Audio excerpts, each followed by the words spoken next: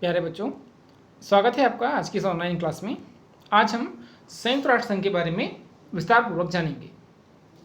तो आइए पहले थोड़ा सा संयुक्त राष्ट्र संघ के इतिहास को जान लेते हैं। आप सभी जानते हैं जो संयुक्त राष्ट्र संघ है इसकी स्थापना 24 अक्टूबर 1945 को हुई थी। इससे पूर्व भी एक संस्था पूरे विश्व में विश्व शांति की स्थापना करने के लिए कार्य करती थी जिसका नाम था राष्ट्र संघ। लेकिन द्वितीय विश्व युद्ध प्रारंभ होने पर उस संस्था को भंग कर दिया गया और उसके स्थान पर 24 अक्टूबर 1945 को एक नई संस्था संयुक्त राष्ट्र संघ की स्थापना की गई। तो इससे पहले कि आज हम इसको जानें, तो मैं Arun Kumar, assistant professor political science, PG college Joshimath, आपका आज की इस ऑनलाइन क्लास में स्वागत करता हूं।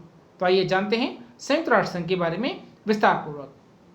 प्यारे बच्चों, सामने आप एक मानचित्र देख रहे हैं। ये मानचित्र संयुक्त राष्ट्र संघ का है। कई बार परीक्षाओं में पूछ लिया जाता है कि ये जो मानचित्र है ये क्या है या किस देश का है, किस देश का झंडा है। तो उसमें आपको पहचानना है कि ये मानचित्र संयुक्त राष्ट्र संघ का मानचित्र है या वहाँ का झंडा है। ठीक है। जो संयुक्त राष्ट्र संघ है इसकी स्थापना 24 अक्टूबर 1945 को की गई थी। और मुख्य रूप से इसमें एक प्रश्न और पूछा जाता है कि संयुक्त राष्ट्र संघ की स्थापना का सुझाव किस सम्मेलन में पारित हुआ था। तो इसका सही उत्तर होगा आपके लिए सैन फ्रांसिस्को सम्मेलन में। जो संयुक्त राष्ट्र संघ है इसका मुख्यालय न्यूयॉर्क में स्थित है और ये जो न्यूयॉर्क नामक जो शहर है ये संयुक्त राज्य के एक टापू है, वहाँ पर मैनहट्टन टापू के पास स्थित है। 2021 में संयुक्त राष्ट्र संघ की जो सदस्य संख्या है, जो मेंबर्स हैं उसमें उनकी सदस्य संख्या है 193 193 और 193वां देश है इसमें दक्षिणी सूडान, जो कि 2011 में इसका सदस्य बना था। संयुक्त राष्ट्र संघ के अगर प्रारंभिक सदस्यों के बारे में बात करें तो प्रारंभ में इसमें 50 सदस्य शामिल थे।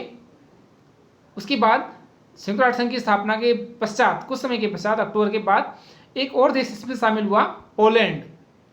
तो कुल मिलाकर के 51 राष्ट्र संयुक्त राष्ट्र संघ के संस्थापक सदस्यों में शामिल थे। जो संयुक्त राष्ट्र संघ में कार्य होता है जिन भाषाओं में, वे आधिकारिक भाषाएं 6 हैं: अंग्रेजी, फ्रेंच, स्पेनी, अरबी, रूसी, चीनी। आपने इसी क्रम में याद रखना है, आपको आसानी से याद होंगी। अरबी, फ्रेंच, स्पेनी, अरबी, रूसी, चीनी। इसे अगर आप 2-4 बार याद करेंगे तो आपको ये सभी भाषाएं याद हो जाएंगी कि संयुक्त राष्ट्र संघ में जो कार्यकारी भाषाएं हैं वो कौन सी हैं। आधिकारिक रूप से जिन्हें मान्यता प्राप्त है वह हैं अरबी, फ्रेंच, स्पेनी, अरबी, रूसी, चीनी। वर्तमान में जो संयुक्त राष्ट्र संघ के महासचिव हैं वो हैं एंटोनियो गुटेरेस, कि इससे पूर्व पुर्तगाल के प्रधानमंत्री थे। जो संयुक्त राष्ट्र संघ की उसकी एक वेबसाइट भी है, वो है www.un.org। ORG का अर्थ होता है ऑर्गेनाइजेशन। तो आप इसको पहचान लेंगे। आइए जानते हैं संयुक्त राष्ट्र संघ के बारे में विस्तार से।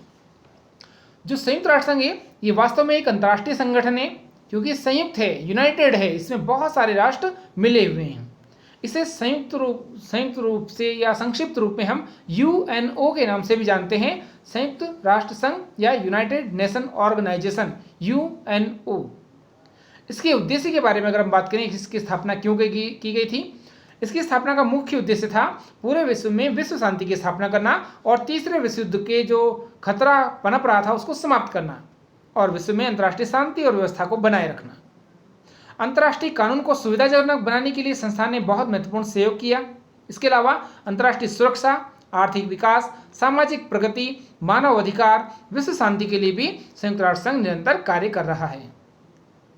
संयुक्त राष्ट्र संघ की जो स्थापना हुई थी वो 24 अक्टूबर 1945 को हुई थी और जो इसका अधिकार प्राप्त जो पत्र था इस पर प्रारंभ में 50 देशों ने हस्ताक्षर किए थे और इस पर हस्ताक्षर करने वाला जो 51वां देश था वो था पोलैंड।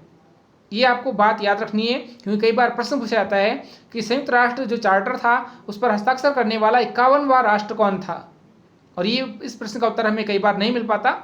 हम सोचते हैं कि पहला देश पूछा जाएगा या अंतिम सदस्य देश कौन सा था, ये पूछा जाता है, लेकिन 51वां देश अगर पूछ लिया जाए तो वो था पोलैंड। ये आपको याद रखना है। और 193वां जो सदस्य देश है वो है दक्षिणी सूडान। प्यारे बच्चों, जो द्वितीय विश्व युद्ध हुआ था उसकी जो विजेता राष्ट्र थे जिन्होंने युद्ध को जीता था, उन सभी ने मिलकर के संयुक्त राष्ट्र संघ को अंतर्राष्ट्रीय संघर्ष को समाप्त करने के लिए एक संस्था की स्थापना करने का विचार दिया। वे नहीं चाहते थे कि भविष्य में तीसरा विश्व युद्ध लड़ा जाए, क्योंकि जो द्वितीय विश्व युद्ध था वो बहुत ही भयंकर था। उसमें परमाणु बम का आविष्कार और उसका प्रयोग हिरोशिमा नागासाकी पर पूरी दुनिया में ने देखा था। इसलिए संयुक्त राष्ट्र संघ की जो संरचना थी उसमें सुरक्षा परिषद में जो P5 के देश थे, जो पावरफुल 5 देश थे, अमेरिका, रूस, ब्रिटेन, फ्रांस, चीन, इन्होंने मुख्य रूप से संयुक्त राष्ट्र संघ की स्थापना के लिए महत्वपूर्ण योगदान देने के लिए इस पर बल दिया। वर्तमान में संयुक्त राष्ट्र संघ में 193 देश हैं। 193वां देश हम आपको बता ही चुके हैं, दक्षिणी सूडान है। विश्व के लगभग सारे अंतर्राष्ट्रीय मान्यता प्राप्त देश इस संस्था की संरचना में शामिल हैं।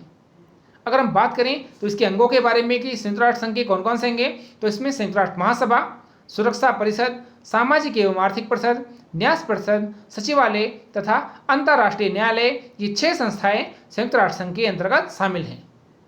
इसमें प्रारंभ की जो 5 संस्थाएं, संयुक्त राष्ट्र महासभा, सुरक्षा परिषद, सामाजिक एवं आर्थिक परिषद, सचिवालय, ये सभी इन संस्थाओं का जो मुख्यालय है वो न्यूयॉर्क में स्थित है।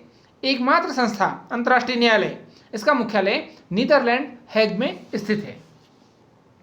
प्यारे बच्चों, जो संयुक्त राष्ट्र संघ की स्थापना हुई थी वो सैन फ्रांसिस्को के सम्मेलन में हुई थी, ये भी आपको याद रखना है। प्रथम विश्व युद्ध के बाद जो 1920 का टाइम था, उस समय संयुक्त राष्ट्र संघ का गठन किया गया था। इस पुस्तक में 1929 लिखा है, गलत है, 1920 में संयुक्त राष्ट्र संघ का राष्ट्र संघ नाम की संस्था का गठन किया गया था और इसकी स्थापना का सुझाव वुड्रो विल्सन ने दिया था। बाद में राष्ट्रसंघ प्रभावहीन हो गया क्योंकि द्वितीय विश्व युद्ध हो गया और ये राष्ट्रसंघ द्वितीय विश्व युद्ध को रोकने में नाकाम रहा। हिटलर ने भी तानाशाही की और जर्मनी का एकीकरण करने के लिए उसने निरंतर प्रयास किए। जर्मनी को विशाल शक्तिशाली साम्राज्य के रूप में परिणत किया। इसके अलावा असंख्य लोगों को उसने गैस चैम्बर में डालकर उनकी हत्या कर दी, लाखों लोगों को मार दिया, निर्मम रूप से उनकी हत्याएं कर दी। संयुक्त राष्ट्र संघ की स्थापना के बारे में जो पहली बार विचार हुआ वो द्वितीय विश्व युद्ध के दौरान उभरे और उसके बाद उन्होंने विजयी होने वाले देशों ने मिलकर इस संस्था की स्थापना का प्रयास किया। 24 अप्रैल 1945 इस दिन द्वितीय विश्व युद्ध के समाप्त होने के बाद अमेरिका के सैन फ्रांसिस्को शहर में एक अंतर्राष्ट्रीय सम्मेलन हुआ जहां 40 देश उपस्थित हुए और इसकी संधि पर हस्ताक्षर करने प्रारंभ हुए। अंत में 10 देश और इसमें शामिल हुए। तो इस प्रकार से 24 अक्टूबर 1945 से पहले 50 देशों ने इस पर हस्ताक्षर किए। पोलैंड इस देश में उपस्थित तो नहीं था, लेकिन उसके हस्ताक्षर के लिए विशेष स्थान रखा गया और बाद में पोलैंड भी इस पर हस्ताक्षर करके इसका जो संस्थापक सदस्य था उसका संस्थापक सदस्य के रूप में वो शामिल हुआ। संयुक्त राष्ट्र सुरक्षा परिषद में 5 देशों को स्थायी सदस्य के रूप में शामिल किया गया, जिसमें अमेरिका, रूस, ब्रिटेन, फ्रांस और चीन शामिल हैं। आप सामने मानचित्र देख रहे होंगे। जो नीला नीला मानचित्र है ये पूरा संयुक्त राष्ट्र संघ के सदस्य देशों का मानचित्र है। विश्व के आज भी कुछ ऐसे देश ऐसे हैं जिन्हें मान्यता प्राप्त नहीं है और वो देश आज संयुक्त राष्ट्र संघ के सदस्य नहीं है। जैसे कि आपने सुना होगा 2017 में एक देश था कैटेलोनिया, उसने स्वयं को एक संप्रभु राष्ट्र के रूप में घोषित किया, लेकिन उसे पूरे विश्व ने फिलहाल अभी मान्यता नहीं दी है और वो उसका सदस्य नहीं है संयुक्त राष्ट्र संघ का। 2006 तक अगर हम बात करें तो इसमें 192 सदस्य शामिल थे, लेकिन 2011 में जुलाई 2011 में दक्षिणी सूडान इसका एक देश के रूप में इसमें शामिल हुआ और वर्तमान में इसकी सदस्य संख्या 193 देश हो गई है। जितने भी देश इसके सदस्य हैं उन सभी देशों के जो झंडे होते हैं वो संयुक्त राष्ट्र के मुख्यालय में न्यूयॉर्क में बाहर लगे होते हैं। ये इन सभी देशों का प्रतिनिधित्व करते हैं क्योंकि जो संयुक्त राष्ट्र संघ है इसका मुख्यालय अमेरिका के न्यूयॉर्क शहर में स्थित है। ये जो न्यूयॉर्क शहर है यहाँ पर $50 लाख में एक भूमि संपत्ति खरीदी गई थी और उस पर एक बड़ी इमारत, शानदार इमारत का निर्माण किया गया, जिसे बाद में संयुक्त राष्ट्र संघ के मुख्यालय के रूप में चुना गया। इसके अलावा कुछ अन्य महत्वपूर्ण इमारतें भी हैं जिसमें जेनेवा या कोपेनहेगन की जो इमारतें हैं जेनेवा में, उनको भी शामिल किया गया है। संयुक्त राष्ट्र जो संस्था है वो स्वतंत्र तो नहीं है, परंतु इसमें अनेक प्रकार की स्वतंत्रताएं भी अन्य राष्ट्रों को दी गई हैं। प्रारंभ में हम बात कर चुके हैं इसकी भाषाओं के बारे में। आइए इनकी भाषाओं के बारे में जान लेते हैं। संयुक्त राष्ट्र संघ में 6 भाषाओं को मान्यता प्राप्त है, जिन्हें संयुक्त राष्ट्र संघ की कार्यकारी भाषा के नाम से भी जाना जाता है, जिसमें अंग्रेजी, फ्रेंच, स्पेनी, अरबी, रूसी, चीनी ये मुख्य रूप से इसकी प्रमुख भाषाएं हैं। लेकिन इसमें जो काम होता है, कार्य होता है, वो मुख्य रूप से अंग्रेजी और फ्रेंच भाषा में ही होता है। स्थापना के समय जो संयुक्त राष्ट्र संघ इसमें केवल 4 भाषाएं स्वीकृत थी, जिसमें अंग्रेजी, फ्रेंच, चीनी और रूसी भाषा शामिल थी। और 1973 में इसमें अरबी और स्पेनी को भी शामिल किया गया। कई बार प्रश्न पूछा जाता है कि अरबी और स्पेनी भाषा को संयुक्त राष्ट्र संघ में कब शामिल किया गया, तो आपको याद रखना है 1973 में। इन भाषाओं के बारे में कई बार विवाद भी उठा है समय समय पर, और इन भाषाओं को घटा करके कभी 5 किया गया, कभी 6 किया गया, लेकिन वर्तमान में इनकी संख्या 6 ही है। आजकल अगर हम बात करें वर्तमान युग के बारे में, तो हिंदी को भी संयुक्त राष्ट्र संघ की आधिकारिक भाषा बनाने के लिए प्रयास किए जा रहे हैं। भारत के एक प्रधानमंत्री हुए हैं अटल बिहारी वाजपेयी, आप जानते हैं उन्होंने संयुक्त राष्ट्र संघ की जो महासभा है उसमें हिंदी में ही भाषण दिया था। विश्व के अधिकांश देश आज हिंदी जानते हैं और इस बात पर जोर उठ रहा है कि सभी लोग एकजुट होकर के हिंदी को भी संयुक्त राष्ट्र संघ की 7वीं कार्यकारी भाषा के रूप में स्वीकार करने के लिए निरंतर प्रयास करें। संयुक्त राष्ट्र संघ जो अमेरिकी अंग्रेजी के स्थान पर ब्रिटिश अंग्रेजी का प्रयोग करता है, 1971 तक चीनी भाषा के परंपरागत अक्षर का प्रयोग करता था, क्योंकि तब तक जो संयुक्त राष्ट्र है वो ताइवान की सरकार को चीन का अधिकारी मानता था। यहाँ आपको एक बात और जाननी होगी प्यारे बच्चों, आज जो हम चीन का आकार देखते हैं, क्षेत्रफल देखते हैं, 1971 से पहले वो इतना बड़ा नहीं था। वास्तव में जो चीन है उसे ताइवान की सरकार के नाम से जाना जाता था, ताइवान की सरकार को ही चीन कहा जाता था। लेकिन बाद में जो चीन है उसने ताइवान को हड़प लिया और बाद में उसने धीरे धीरे तिब्बत को भी हड़पा और उसको मिलाकर के उसने एक विस्तृत विशाल चीन का निर्माण किया। अब ताइवान की जगह पर आज चीनी सरकार को हम जो संयुक्त राष्ट्र संघ उसके सदस्य के रूप में देखते हैं। जो संयुक्त राष्ट्र संघ है उसके कुछ उद्देश्य भी हैं, जैसे मुख्य रूप से उसका मुख्य उद्देश्य है युद्धों को रोकना। इसकी स्थापना ही विश्व युद्ध को रोकने के लिए की गई थी। मानवाधिकारों की रक्षा करना, अंतर्राष्ट्रीय जो कानूनी प्रक्रिया है उसके लिए कार्य करना, सामाजिक और आर्थिक विकास करना और उसको बढ़ावा देना, लोगों के जीवन स्तर को सुधारना, बीमारियों की मुक्ति हेतु इलाज उपलब्ध कराना, संयुक्त राष्ट्र संघ की जो अंतर्राष्ट्रीय समस्याएं हैं उनको समय समय पर उठाना और उनका समाधान करना, इसके अलावा अंतर्राष्ट्रीय मामलों को संभालने का मौका देना, ये भी इसका उद्देश्य है। आपने संस्था का नाम सुना होगा एमनेस्टी इंटरनेशनल। यह संस्था पूरे विश्व में मानव अधिकारों के लिए कार्य करती है। संयुक्त राष्ट्र संघ के द्वारा ही 10 दिसंबर 1948 में संयुक्त राष्ट्र मानवाधिकार आयोग के द्वारा अंतर्राष्ट्रीय रूप में मानवाधिकारों की सार्वभौमिक घोषणा की गई थी और इसी को देखकर पूरे विश्व में अनेक मानवाधिकार संगठनों की स्थापना की गई। भारत में भी मानवाधिकार आयोग कार्य करता है। मानवाधिकार के बारे में जान लेते हैं थोड़ा सा। विश्व युद्ध के बाद आप सभी जानते हैं जातीय संहार के बाद संयुक्त राष्ट्र संघ ने मानव अधिकारों को सबसे महत्वपूर्ण समझा और ऐसी घटनाओं को रोकने के लिए 10 दिसंबर 1948 को अंतर्राष्ट्रीय रूप से मानव अधिकारों की सार्वभौमिक घोषणा की और आज भी हम 10 दिसंबर को अंतर्राष्ट्रीय मानवाधिकार दिवस के रूप में से मनाते हैं। 15 मार्च 2006 इस दिन जो संयुक्त राष्ट्र सामान्य सभा थी उसने संयुक्त राष्ट्र मानव अधिकारों के प्रयोग को त्याग कर संयुक्त राष्ट्र मानव अधिकार परिषद की स्थापना की। आज हम मानव अधिकार के संबंध में 7 संघ निकायों की स्थापना के बारे में जानेंगे। ये 7 निकाय कौन से हैं जो मानव अधिकारों की रक्षा के लिए कार्य करते हैं? तो इसमें पहला है निकाय मानव अधिकार संसद। दूसरा मानव अधिकारों की संस्था है सामाजिक, आर्थिक और सांस्कृतिक अधिकारों की संसद। तीसरी जो संस्था है उसका नाम है जातीय भेदभाव निष्कासन संसद। चौथी संस्था है नारी विरुद्ध भेदभाव निष्कासन संसद। 5वीं संस्था है यातना विरुद्ध संसद। 6ठी संस्था है बच्चों के अधिकारों के संबंध में संसद और 7वीं और अंतिम संस्था का नाम है प्रवासी कर्मचारी संसद। ये सभी संस्थाएं मिलकर के मानव अधिकारों की रक्षा के लिए कार्य करती हैं। प्यारे बच्चों, संयुक्त राष्ट्र संघ में एक संयुक्त राष्ट्र महिला नाम की एक संस्था भी कार्य करती है। ये संस्था उन महिलाओं के लिए कार्य करती है जिनको मुख्य रूप से पिछड़ा हुआ मान लिया जाता है। 1953 में जो संयुक्त राष्ट्र संघ की 8वीं महासभा थी उसमें भारत से एक महिला थी डॉक्टर विजयलक्ष्मी पंडित, उन्हें संयुक्त राष्ट्र महासभा का अध्यक्ष बनने का गौरव प्राप्त हुआ। इसके अलावा ये जो संस्था है ये संयुक्त राष्ट्र संघ की 4 संस्थाओं के विलय से बनाई गई है। इसमें जो संस्थाएं शामिल है उसमें हम जान लेते हैं कौन कौन सी हैं। एक संस्था है संयुक्त राष्ट्र महिला विकास कोष। एक और संस्था है महिला संवर्धन प्रभाग। तीसरी संस्था है लिंग आधारित मुद्दे पर विशेष सलाहकार कार्यालय। और चौथी और अंतिम संस्था है महिला संवर्धन हेतु संयुक्त राष्ट्र अंतर्राष्ट्रीय शोध एवं प्रशिक्षण संस्थान।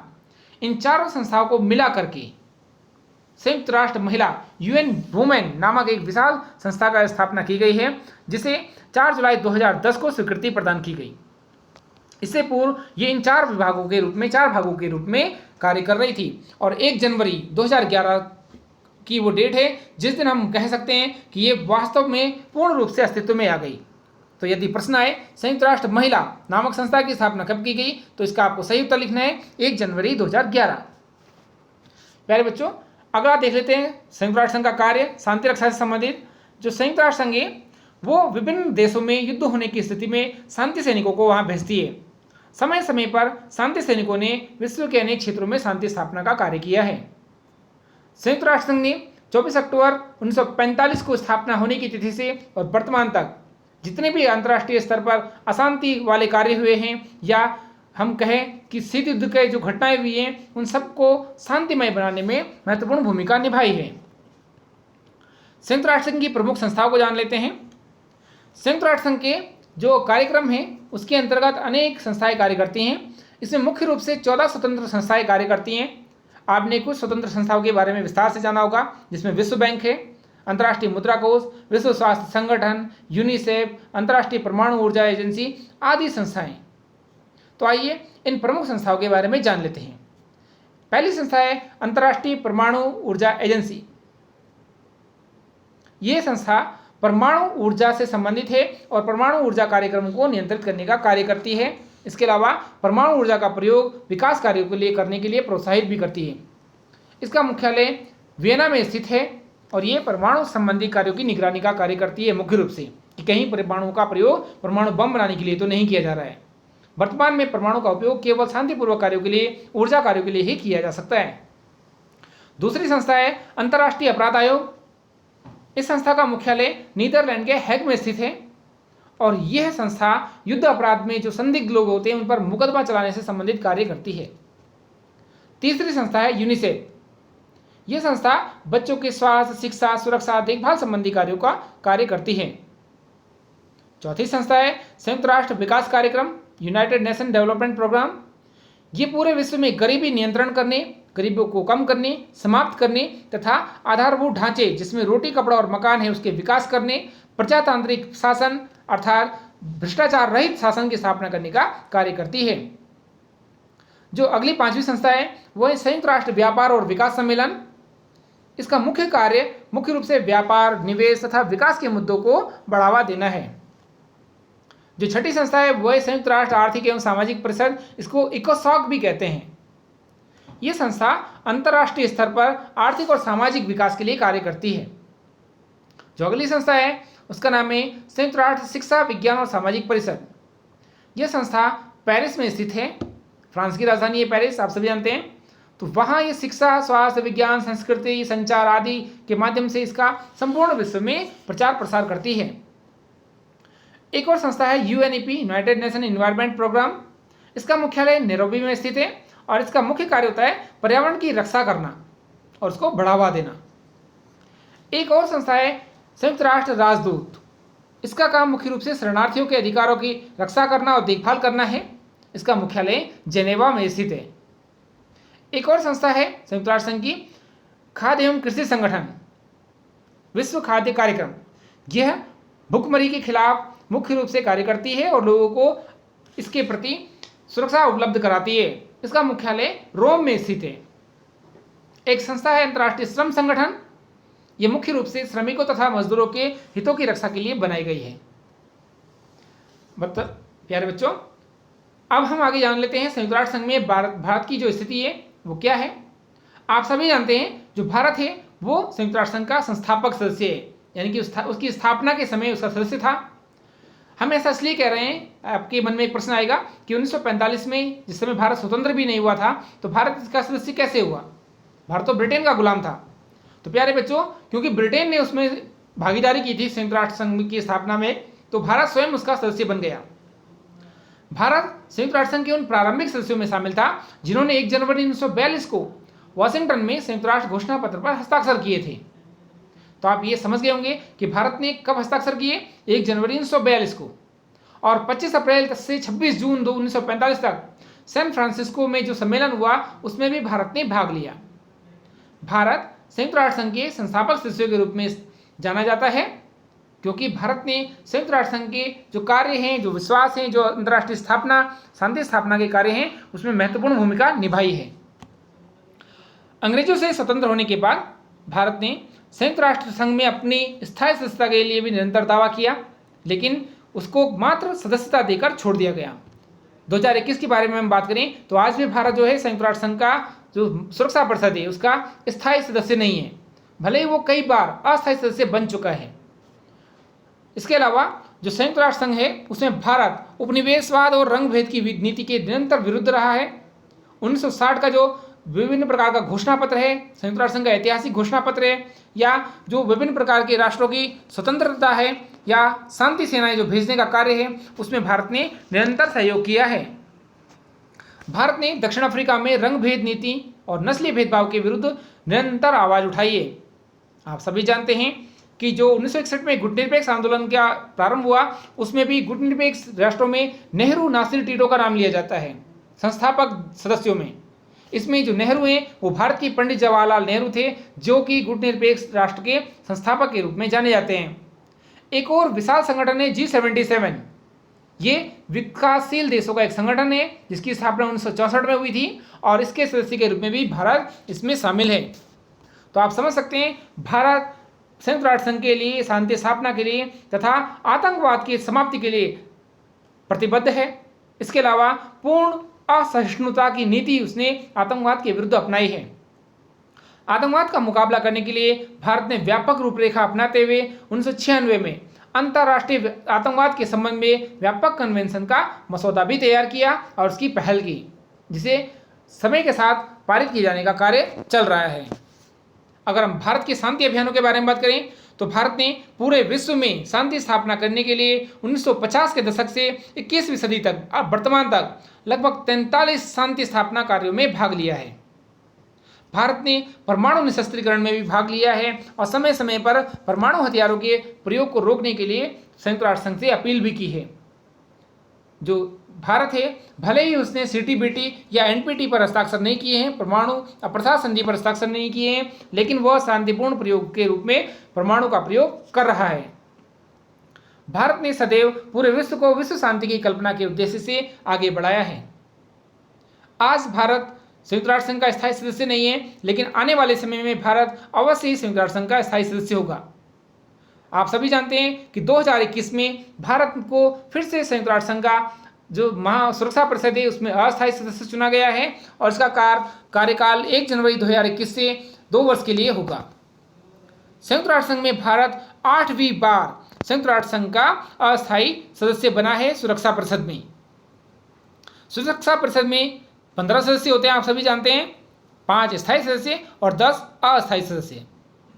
जो 5 स्थायी सदस्य हैं उनका कार्यकाल तो आजीवन होता है, लेकिन जो अस्थायी सदस्य होते हैं उनका कार्यकाल 2-2 वर्ष का होता है, और भारत 8वीं बार इसका अस्थायी सदस्य बन चुका है सुरक्षा परिषद का। इस प्रकार से भारत लगभग 16 वर्ष इसका अस्थायी सदस्य रह चुका है। प्यारे बच्चों, भारत में संयुक्त राष्ट्र संघ के बारे में जान लेते हैं। भारत में जो संयुक्त राष्ट्र संघ है उसके 26 संगठन भारत में सेवाएं दे रहे हैं। अलग अलग प्रकार से भारत की जो महासचिव हैं उन्हें यहाँ उनके प्रतिनिधि के तौर पर मनोनीत करते हैं। वर्तमान में आप सभी जानते हैं संयुक्त राष्ट्र संघ भारत को रणनीतिक सहायता भी उपलब्ध कराता है। भारत में गरीबी मिटाने के लिए, असमानता मिटाने के लिए तथा विभिन्न प्रकार की सहायता करने के लिए, क्योंकि भारत विश्व का सबसे बड़ा लोकतंत्र है, यहाँ विश्व की सबसे अधिक आबादी निवास करती है, संयुक्त राष्ट्र संघ का विशेष लगाव भारत से रहता है और भारत को वो विकास की ओर आगे बढ़ने के लिए निरंतर सहायता करता है। अगर हम सतत पोषणीय विकास या समविकास के बारे में बात करें तो सतत पोषणीय विकास का 2030 का जो लक्ष्य है उसमें भारत ने राष्ट्रीय तथा अंतर्राष्ट्रीय स्तर पर सबका साथ सबका विकास एक पहल को अपनाया है। और वर्तमान में जो प्रधानमंत्री है भारत के नरेंद्र मोदी जी, उन्होंने भी ये प्रयास किया है कि पूरा विश्व मिलजुल करके वसुधैव कुटुंबकम की भावना से कार्य करे और पूरे विश्व में शांति की स्थापना हो। प्यारे बच्चों, नरेंद्र मोदी जी ने कहा है कि इन लक्ष्यों के लिए हमारे जीवन को निर्धारित करने वाले सामाजिक, आर्थिक और पर्यावरणीय पहलू के बारे में हमारी विकसित होती समझ ही ये झलक मिलती है कि हम सतत पोषणीय विकास के लिए निरंतर प्रेरित हो रहे हैं और अग्रसर हो रहे हैं। प्यारे बच्चों, आज के लिए हम इतना ही जानेंगे। कल हम संयुक्त राष्ट्र संघ की विभिन्न संस्थाओं के बारे में जानना प्रारंभ करेंगे। कल हम जानेंगे संयुक्त राष्ट्र महासभा के बारे में। तो आप देखते रहिए हमारे वीडियो और इन्हें लगातार सुनते रहिए। आज के लिए इतना ही। नमस्कार।